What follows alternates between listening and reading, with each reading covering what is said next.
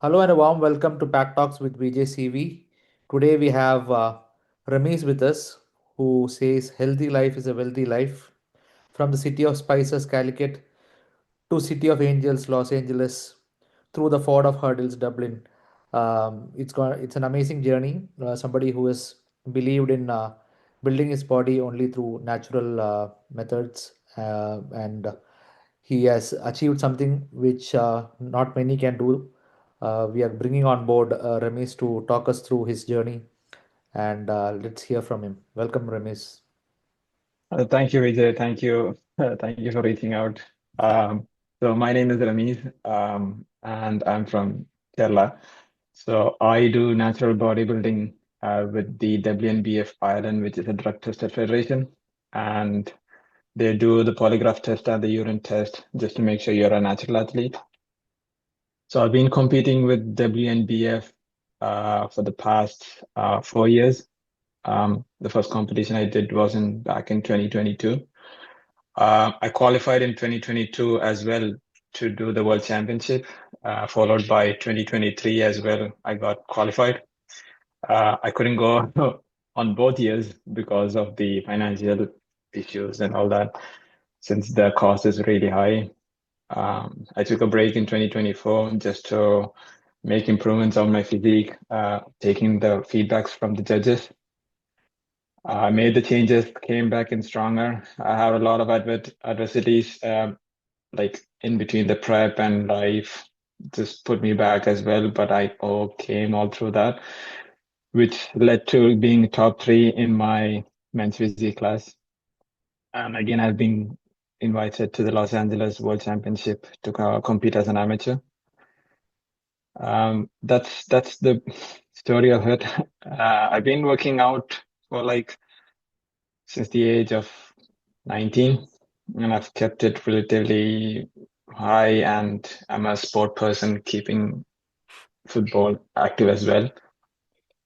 Okay, so when people listen to this, they don't actually understand the work and the sacrifices that go behind in terms of getting to where you are.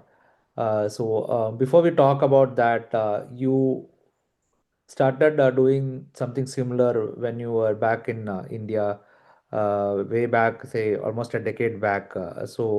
What got you into the whole bodybuilding space, and what was the motivation behind that, and how you keep yourself in that even after a decade of doing work around this? So it's funny because basically I was born and brought up in Oman. And so I did my school days there. I was not really into bodybuilding or anything at that time. But I did my studies until eighth there, which I was really athletic, and I did martial arts, and I loved football at that time as well. And then I had to move back to India, and I couldn't get when I joined the new school, I couldn't get into the group.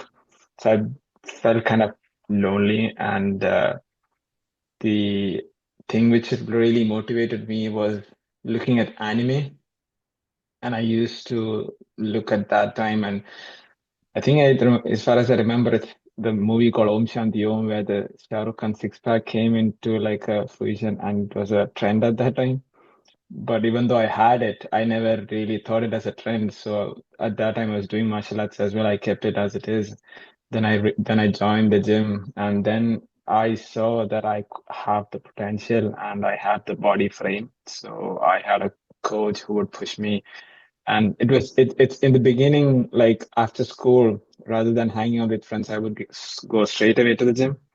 And the first job for me there was always to re-rack the weights. But then after doing that for like 3 weeks or 4 weeks, I used to get annoyed, and I would really frustrate and then ask him, okay, why am I doing this? And he said, you wouldn't see the change because you see it as a job, but if you have noticed in the mirror, you would see a bit of an improvement in your body composition. And I was like, that's true, because you're doing a lot of things when you re-rack the weights. You're bending down, you're picking up the weights, you're using your strength in every way.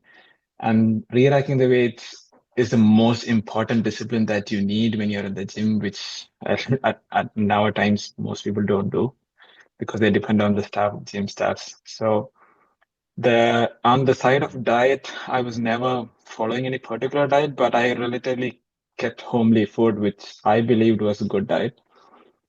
And I never thought of competing, but then my coach encouraged me to try it because my physique was good for it. And at that time, my first competition was still natural.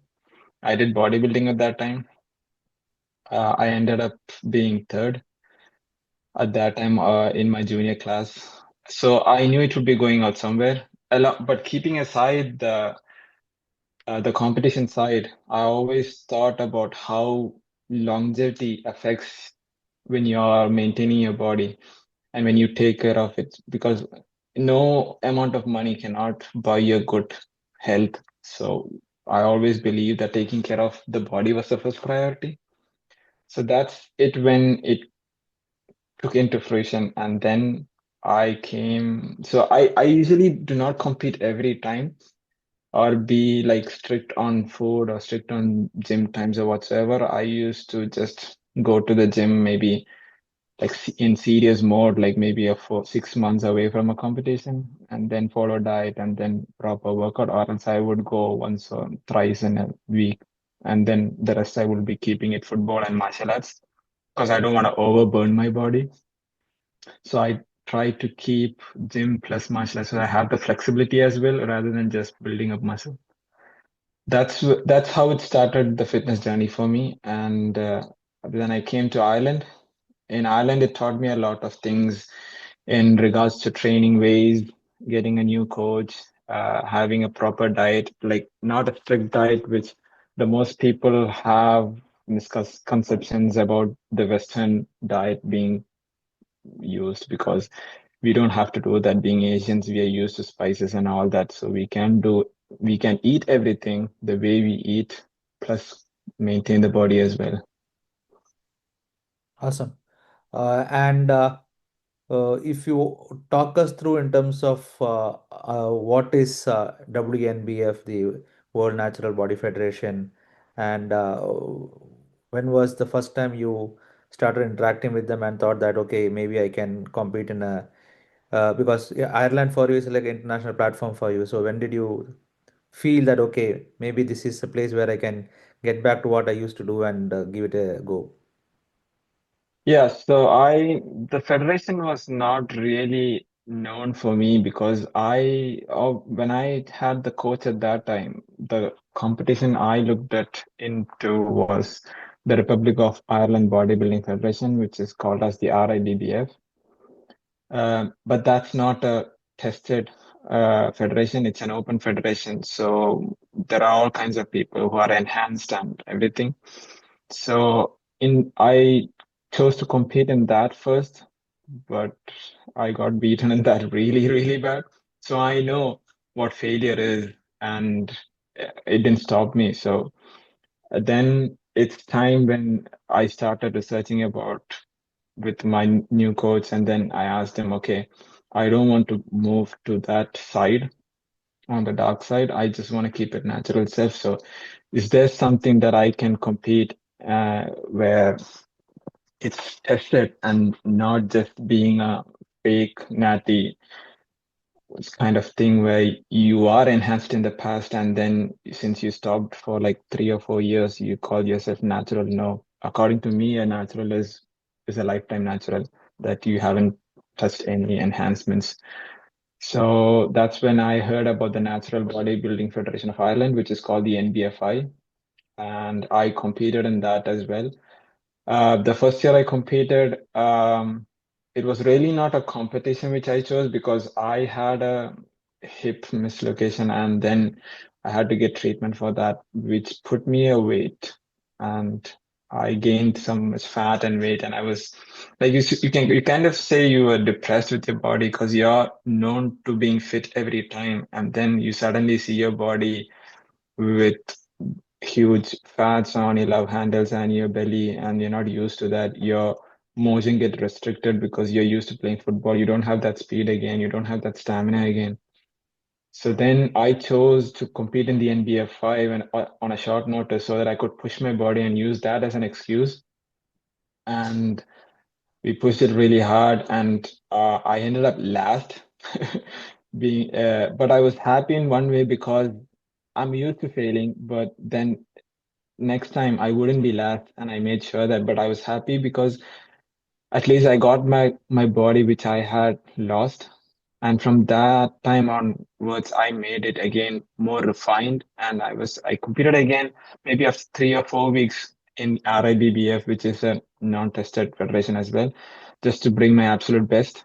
From there on in 2020, so that wasn't back in 2021. And in 2022, I heard about the World Natural Bodybuilding Federation that really gets tested. They do the polygraph test, they do the urine test. So you sign a waiver of if you ever go pro, like the federation can come randomly to your house and test you like blood samples or urine test or whatsoever. So that's really when it kicked off into the natural bodybuilding side back in 2022. Awesome. And because since I have observed you closely, the regime that you manage to carry around this, it's not that easy in terms of the way in which you plan your the whole journey towards a competition. So if you can take us through that in terms of your the way you break it up to 2 or 3 seasons before that, and you get yourself tuned to the competition. So if you can just give us a glimpse of that so that people will get to know in terms of what's a real struggle and sacrifice that goes behind this. Yeah, to be honest, I wouldn't say it's a struggle because it's always what I love to do. But since I'm married, I know it's a bit of a struggle for my wife because it kind of affects our relationship at times. But the good thing that is that she knows, she understands, and she knows that I love this. That's why I do, and she fully supports me. So she is my kitchen coach. She does all the meal preps and everything, and she keeps an eye so that I don't do anything stupid like have candy or ice cream or something like that. So to be honest, but after 2023 competition, I took the feedback from the judges and I went back to the drawing board and just wanted to start. Okay, now what should we do to end up in top three or even go pro?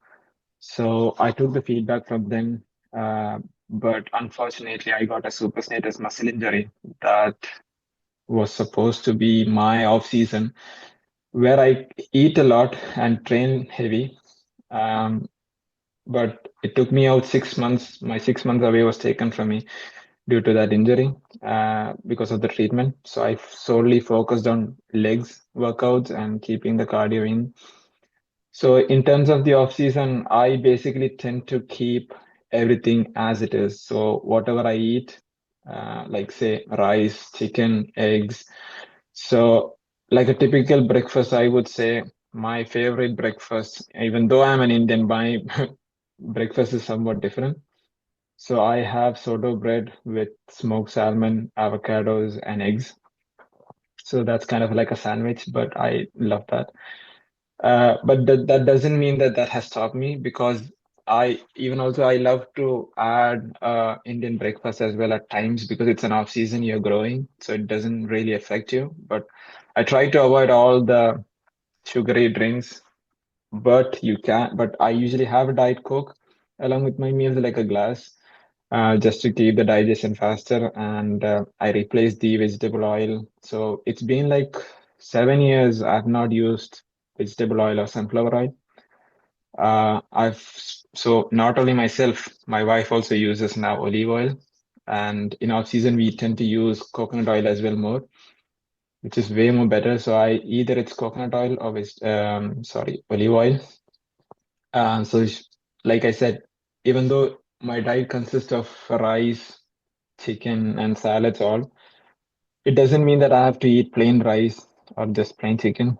I usually cook biryani itself on off seasons, making sure we use only olive oil and nothing else is added.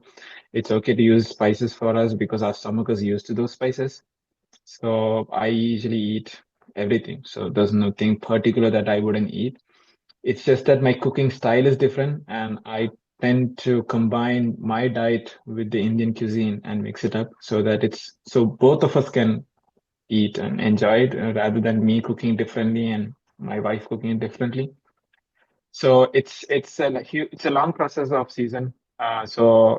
Which since I wanted to compete in 2025, I had only six, I would say, around 7 to 8 months in 2024 to work in. And then it's about, I would say not six actually, yeah, around 6 weeks, 6 months out, you actually start to dial in. And that's when I have to sacrifice a lot on it's food, um, a lot of holidays, weekends, so everything I have to manage around. It's some are sacrifices and some are being manageable, but I tend to. But when it comes close to 4 weeks out or 8 weeks out, it's really dialing in. So I have to carry my food wherever I go. I have to keep my training on point.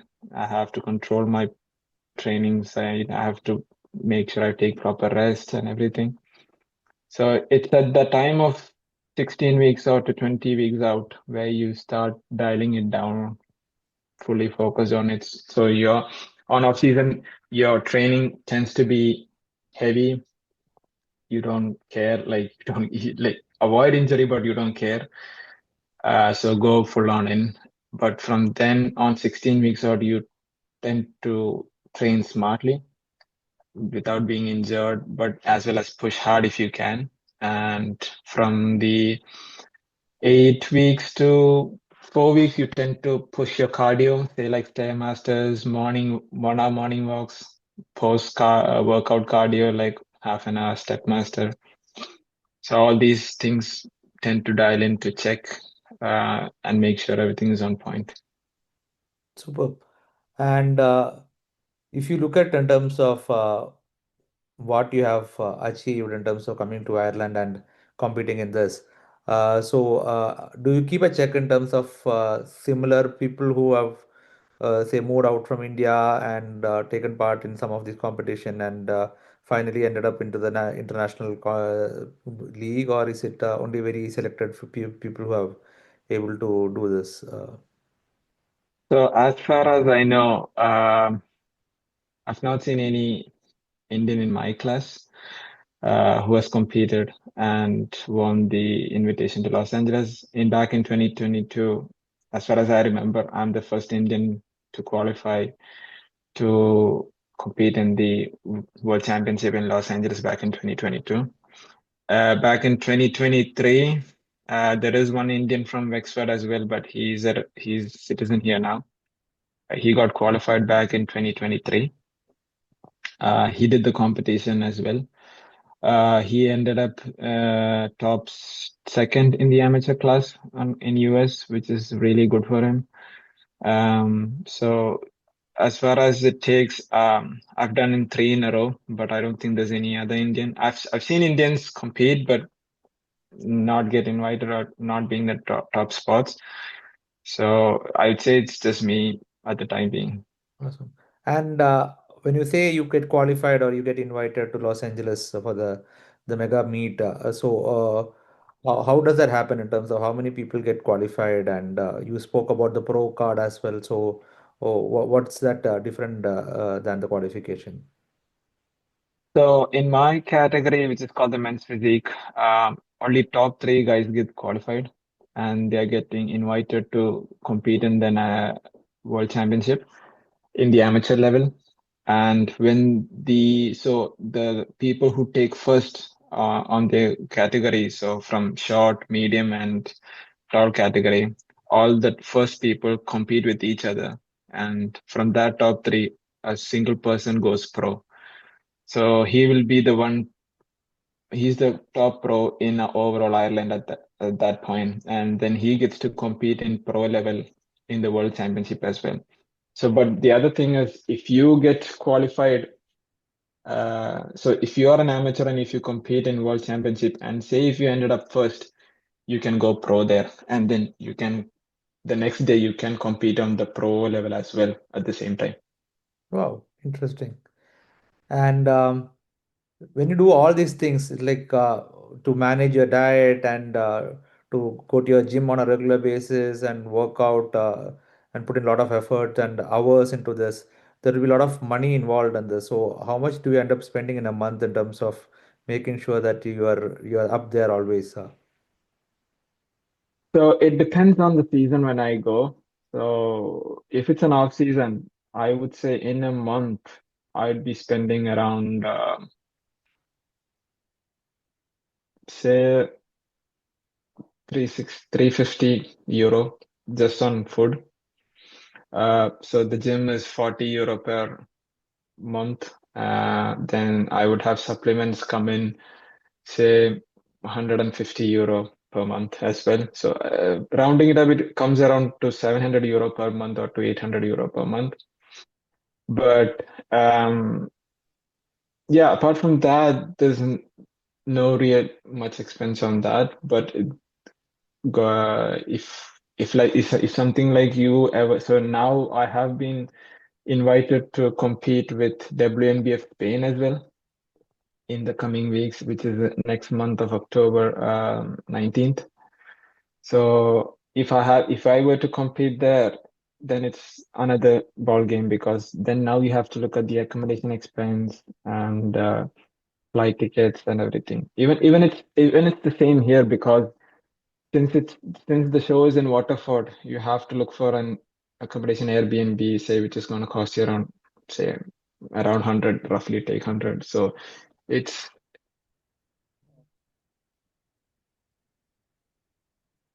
yeah, it's 800 or 900 around that. Okay. And when you're now looking at in terms of competing at Los Angeles, what's the amount that you're looking at in terms of what would be the expenses that you think you will end up incurring while taking part in there? So in regards to go competing in Los Angeles, that would put me around 2,500 to 2,800 euros just for, say, 3 days. So now that would go for the WNBF registration. Then that would go for the polygraph test again. So they'll test you again from there. Then you need to get tanning. So there will be 2 coats of tanning, so that needs to be done. Then there is flight tickets. Then there is accommodation expenses. Then on the 3 days, you need to go to the gym. So for the last 2 days, you will need to go to the gym. So you need a gym access. Then there is food as well. So depending on how we look on the day, if we need to add anything or reduce anything, that's another thing. Then transit. So going from the Airbnb or hotel or whatsoever to the venue. And yeah, all these expenses will be there. And has any sponsors reached out to you saying that they'll be able to support you in this journey, or you're still looking for people to come in and chip in with their support? I'm still actively looking now. I've spoken to a few people, but I have not received a confirmation yet. So the thing is, since I've qualified for 2 times and this is my third time, I really want to do it. So I have spoken to people because now I have reached a place. It's top three. So and I can. The judges have already told me that I can do really well in the amateur level in the world stage because of the body I have. It's about small refined tuning what I need, nothing major changes. So I've spoken to people. It's tough to convince people uh, when they don't know re- a lot about it. So you have to go really to meet people and then explain it to them why you're doing it and what's the expense. And because when they hear the amount, they expect that we are expecting to get completely from one person, which is not what I'm looking for. I'm trying to loop in a lot of people and to be a part of it so that nobody gets a huge hit and it's being split accordingly. Great. And when you look at in terms of when you, for a normal person also, when you go to a gym, you go for a week or maybe 10 days. After that, the push comes when you have another person next to you who keeps coming with you to the gym, and then he is there to support you and you support each other. So during your journey, in terms of how it has been, who are the people who have been supporting you within the gym and outside that as well, in terms of how has been the support? So I always have been a sole trainer, so I usually kept it by myself.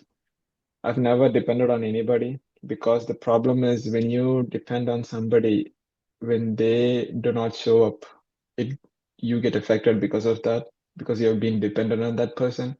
So I solely depended on me, on my mindset, and telling if I need to go, I need to go. If I can't go, but I still convince myself to go.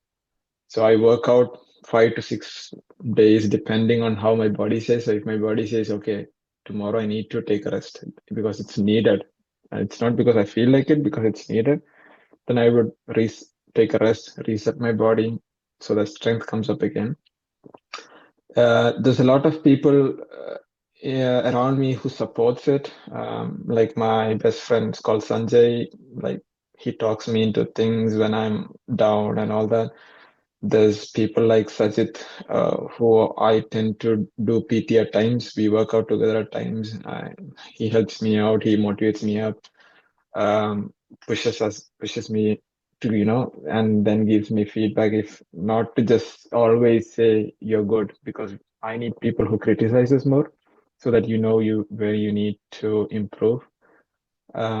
So only limited people I keep by my clothes in that state. So out when I'm like 12 weeks out from the competition, my wife joins me in the gym, and she's the only person who I work out along with.